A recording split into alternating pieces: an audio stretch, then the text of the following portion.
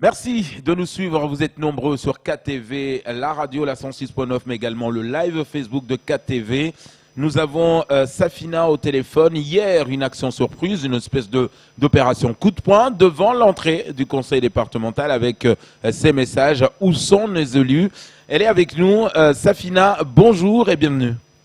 Bonjour Kamara. Alors, le collectif, on sait qu'en ce moment, il y a eu d'abord cette tournée, que ce soit dans le nord, dans le centre, dans le sud, et ça continue. Beaucoup d'actions qui sont programmées, même si pour l'instant, on ne connaît pas trop quel genre d'action, et puis vous allez au plus près de la population. Mais hier, il y a eu cette surprise devant l'entrée du conseil départemental. Où sont les élus? C'est quoi exactement l'action? Pourquoi cette action? D'abord, permettez-moi de dire que je suis scandalisée effectivement d'entendre ce qui s'est passé concernant les réseaux. Vous m'entendez pas? Oui, si, on vous entend, on vous écoute. Concernant justement un démantèlement des réseaux de trafic d'êtres humains, lorsque on entend qu'ils sont condamnés de 4 ans d'emprisonnement et puis d'interdit, c'est-à-dire qu'ils doivent absolument faire l'objet d'interdiction de ne jamais rentrer ici à Mayotte. De rentrer sur le territoire. Hein. Voilà. Alors ça c'est vraiment nous on ne comprend plus rien quoi. Voilà. Donc ça veut dire que pour vous, Safina, 4 ans, 5 ans, c'est pas assez. Pas du tout, c'est encore une fois un délit de justice. Donc aujourd'hui, lorsque nous demandons justement qu'on applique la loi, eh bien faut constater que encore une fois, ces gens-là vont reprendre leur activité. Et puis, ça devient, l'État, à la fait, légalise justement ces comportements et ces gens-là, puisque au final, qu'est-ce qu'ils deviennent? Ils deviennent des citoyens lambda, ils y habitent. Et nous avons les conséquences, nous connaissons les conséquences aujourd'hui avec une surpopulation dans chaque endroit, dans chaque coin de Mayotte. Donc, pour revenir à ce qui s'est passé hier au conseil départemental, encore une fois, les élus sont toujours abonnés absents. Quand il y a des sujets importants auxquels ils doivent prendre des décisions tout de suite, eh ben, ils le font pas, ou alors ils sont dans un sommeil profond jusqu'à ce que la population réagisse, et même malgré les réactions de la population, il y a toujours comment dirais-je, un dialogue de sourds, quoi. Donc, alors Safina, là on le sait qu'on est à la fin des mandats de nos conseils départementaux, on vient d'élire les nouveaux maires.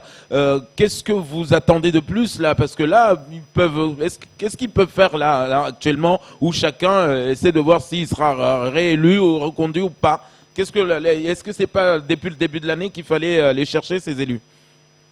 Oui, de toute façon, ce qu'il faut dire dans cette période, c'est que il faut agir rapidement et en urgence.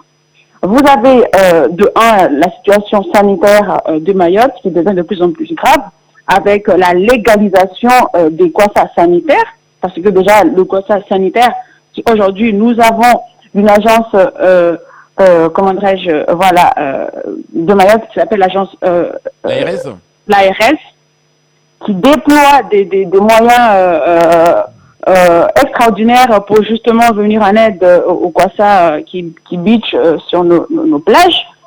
Nous avons également la problématique liée aux Evasan, la population mahoraise qui est prise en otage chez elle ici à Mayotte, qui ne peut pas bénéficier des Evasan vers la Réunion, malgré que l'état de santé l'oblige. On leur oblige, on les exige à ce qu'ils payent le billet eux-mêmes pour aller à la Réunion. Il faut constater que maintenant, au moment où nous parlons, où on parle, eh bien, on ne peut pas se rendre à la Réunion pour se soigner. Ça veut dire que là, on est condamné à mourir chez nous en tant que malade. Mais concernant les Evasan sanitaires, enfin, en tout cas pour ceux qui rentrent via les Kwassa, quand l'hélicoptère ou l'ARS décide d'aller secourir un clandestin, Safina, c'est le principe même de la République, la fraternité. Est-ce que une personne se retrouve sur une plage de Mayotte, avant d'aller chercher un Kwassa qui a habité par hélicoptère, il faut déjà chercher à soigner les Mahorais qui sont malades chez eux, qui ne peuvent pas se faire soigner ici, parce que tout simplement l'hôpital est pris d'assaut par une surpopulation clandestine, il faut le dire. Et en plus de ça, cette même population qu'on évassane vers la Réunion, la population mahoraise ne peut pas se faire évassaner. Ça, c'est une réalité. Et ça, ce sont les élus qui sont responsables. Parce que, tout simplement, nous avons des élus, nous avons élu des personnes pour qu'ils puissent aider notre population. Nous souffrons à Mayotte. Donc, il va falloir qu'à un moment donné, ces élus-là, on puisse les voir et qu'on puisse échanger et discuter. Je pense que le moment est venu. Ça fait quand même trop longtemps que cela Safina, chaque année, nous élisons des élus, que ce soit des maires ou des conseils départementaux, des parlementaires. Et on pointe du doigt ces élus, on dit qu'ils ne font rien, qu'on ne les voit pas, ils sont absents quand Mayotte ou la population a besoin d'eux. Et pourtant, on revient, on fait la même chose, on les vote et après, on joue la même chose chaque année, quelque part. Là, vous avez tenté leur montrer que le collectif est là, que la population a besoin d'eux. Est-ce qu'ils sont venus vers vous au moins? Est-ce qu'ils sont venus vous voir devant l'entrée du conseil départemental? Non, c'est toujours nous qui allons vers eux. De toute façon, il faut dire les choses. Nous, on n'attend pas qu'ils viennent. On va aller les chercher, ces élus-là. On va les chercher parce que ils n'oublient pas que la population mahoraise est debout maintenant. On l'a fait comprendre en 2018. Eh bien, on va le faire comprendre encore en 2020. Qu'importe la période, mais en tout cas, il faut que ces élus se réveillent. Il faut qu'ils soient conscients du danger que la population vit actuellement. Les gens ont peur de sortir chez eux. Vous avez entendu depuis quelques jours, quelques semaines, cette histoire de placement qu'on va venir tester à Mayotte. Donc, est-ce que vous avez entendu un élu mahorais réagir? Ce qu'on appelle les essais, il me semble-t-il, a déjà pris sa décision puisqu'il s'aligne au niveau de la décision de Madame Karine Lacombe en disant que ça ne sera pas sans consentement de la personne. Mais on va où comme ça? Est-ce que vous pensez il va falloir que les élus prennent une décision ferme. Est-ce que vous pensez que le changement de certains élus va changer la donne? Mais moi, je ne peux pas répondre à leur place. Mais il faut, à un moment donné, qu'on leur mette sur leur responsabilité. Et c'est ce que nous faisons. Donc, il est vraiment inacceptable que ce soit la population qui vienne devant leur porte d'élus pour exiger des réponses. Donc aujourd'hui, Safina, hier, vous avez été devant le conseil départemental pour montrer que Mayotte est debout, comme vous venez de le dire à l'instant. Qu'est-ce qui va se passer plus tard? Est-ce que quand vous dites qu'aujourd'hui le collectif déjà a fait le tour de Mayotte, le collectif prévoit de mener des actions, mais ces élus-là vont peut-être continuer à faire la sourde oreille. Vous, dans votre côté, vous avez prévu quelle action? Est-ce que aller les chercher, ça veut dire quoi exactement? Parce que s'ils refusent de vous voir, vous allez faire quoi? De toute façon, vous avez vu qu'hier, on n'était pas nombreux. C'était pas l'objectif, il ne fallait pas forcément qu'il y ait beaucoup de monde. Il fallait d'abord marquer l'action. C'est une chose. Ensuite, il va falloir effectivement rassembler tous les maires qui sont élus, qui sont nouvellement élus et qui vont justement prendre leur poste de maire rapidement. Je pense que d'ici la semaine prochaine. Et ces maires-là, on a besoin d'eux également. Donc, c'est un message que nous lançons à l'ensemble des élus. Parce que nous savons ce qui s'est passé avec les maires sortants, à part quelques maires qui nous accompagnent, qui vont continuer à nous accompagner. Mais là, c'est un message fort, fondamental pour dire stop, il va falloir qu'à un moment donné, nous parlons d'une seule et même voix dans cette île. Il faut prendre l'exemple, c'est ridicule de le dire, mais encore une fois, la Réunion, ils ont des élus qui disent non. Et lorsqu'ils disent non, l'État ne fait pas autre chose que de respecter. C'est ainsi, mais pas autrement. Ici, on n'a jamais un élu. Est-ce qu'on n'a pas les élus qu'on mérite, Safina? Est-ce qu'on n'a pas les élus qu'on mérite? Quand on regarde, il n'y a pas que aujourd'hui, il y a beaucoup de sujets, vous l'avez dit justement. Des fois, on pointe du doigt, mais ces élus-là, c'est qui? C'est pas nos oncles, c'est pas nos voisins, c'est pas mon tonton, c'est pas. Donc, est-ce que finalement, on n'a pas les élus qu'on mérite? Lorsqu'on prend une responsabilité d'être élu, c'est parce qu'on a des projets, parce qu'on veut défendre les plus faibles d'entre nous, parce qu'on a des convictions, parce qu'on a des programmes à réaliser, parce qu'on est conscient de ce qui nous attend. On ne peut pas dire qu'on veut être élu, on veut être conseiller départemental, on veut être maire, et ensuite se désengager de ses responsabilités et attendre que ça se passe, que le temps fasse les choses. Donc, peu importe de quelle couleur politique ils sont, que ce soit de droite ou de gauche, aujourd'hui, la question doit être réglée. Donc, la population de Mayotte ne veut pas de ces tests, de ces essais thérapeutiques du plasma. Est-ce que ça veut dire que vous allez mener une action contre ces essais thérapeutiques Nous leur demandons de prendre une décision ferme et unanime pour dire non, nous ne voulons pas de ces essais thérapeutiques. Il faut qu'ils le fassent, parce que s'ils ne le font pas, nous le ferons. J'ose espérer encore que nous avons une petite chance qu'ils nous écoutent et qu'ils nous entendent.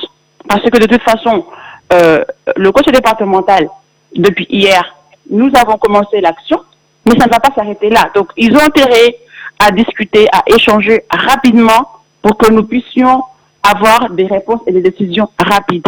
Mais est-ce que vous avez demandé à rencontrer un président, à rencontrer Dominique Voynet, à rencontrer le préfet de Mayotte? Est-ce que ça, vous l'avez fait, cette démarche, Safina? Vous savez, on a fait les démarches qu'il faut pour rencontrer le préfet. Et lorsque nous voulons le préfet, on le voit. Force de constater que quand nous voulons discuter avec les élus, ils sont souvent en train de fuir leurs responsabilités. C'est-à-dire qu'ils sont en train de partir en courant à chaque fois qu'ils voient un membre du collectif se rapprocher d'eux. Vous comprenez la situation? Oui. On marche sur la tête, on ne comprend plus rien. C'est-à-dire qu'aujourd'hui, ils ne sont pas capables, en tout cas la majorité des élus, ne sont pas capables de comprendre ce qui se passe. Et même, sans même on essaie de leur dire voilà ce qui se passe, il faut prendre une décision. Eh ben non, ils ont peur. Je ne sais pas de quelle peur, de qui ils ont peur. Je ne sais pas. Alors, cette histoire de plasma qu'on veut mener ici à Mayotte, combien d'élus sont au courant? On était surpris hier même lorsque nous sommes rendus au conseil départemental. Beaucoup ne sont pas au courant de cette histoire. Comment est-il possible? Est-ce qu'une décision a été prise à l'encontre de la population? C'est quand même un sujet grave, ça. On ne va pas décider parce que tout simplement, je suis un tel, je suis conseiller départemental sur ma vie. Aujourd'hui, on peut raconter ce que nous voulons. Lorsqu'on voit Madame Babézieux plutôt, avec M. Issa Abdou, avec le docteur Niang, on a l'impression que la décision a été déjà prise. Et qui y a ordonné de prendre cette décision-là? Alors que nous avons un conseil départemental au nom de M. Sabadine Ibrahim, que nous aimerions voir. Oui, donc là, clairement, Safina, le nom est lâché. Vous l'avez dit, Issa Abdou, donc qui est quand même le président de la surveillance aujourd'hui du CHM de Mamoudzou, donc du comité de surveillance, pardon, donc du CHM. Donc là, vous dites que quelque part, vous le reprochez parce que cette décision, vous pensez qu'il était au courant et il l'a pas annoncé, il n'a pas consulté les Mahorais? Il y a anguille sous roche. Il va falloir qu'à un moment donné, on étale tous les sujets sur la table et qu'on prenne une décision unanime.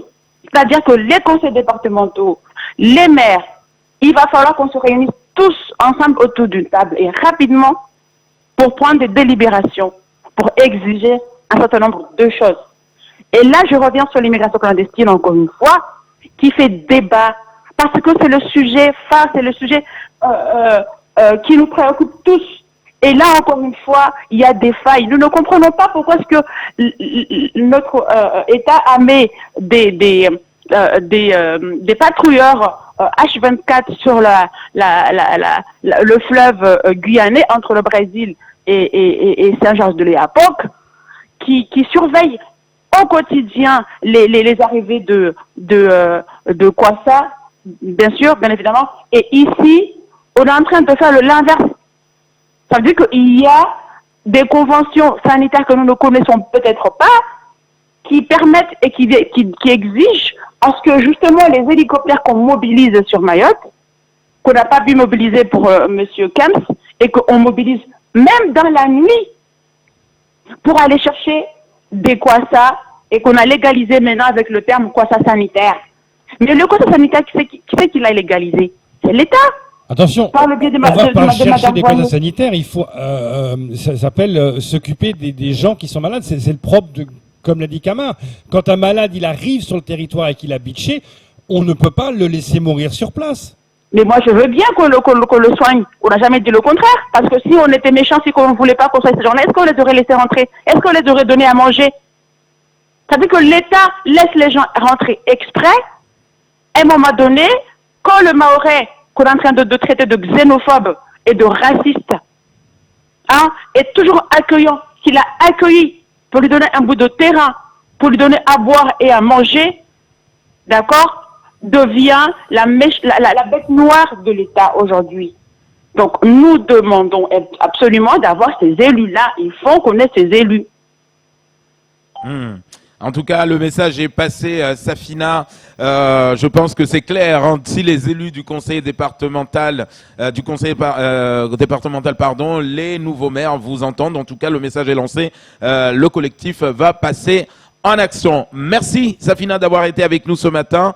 Passe une très belle journée. À très vite dans nos antennes. Ah, on l'a pas vu partir. Voilà, donc je pense que le temps est lancé, le temps était là. Ça sera tout pour ce premier temps de parole.